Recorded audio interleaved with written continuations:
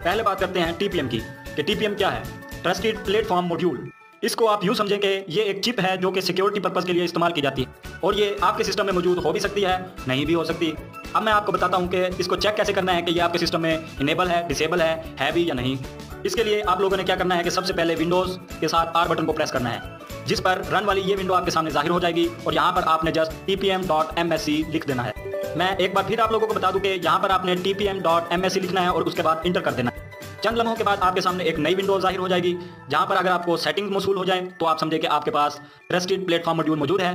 अगर ये विंडो आपके सामने जाहिर हो तो आप समझे कि आपके पास टीपीएम मौजूद नहीं है। दोस्तों, आप लोगों ने ये ज़रूर चेक करना है और इसके बाद कमेंट में ज़रूर बताना है कि आप सक्सेसफुल हुए या अनसक्सेसफुल।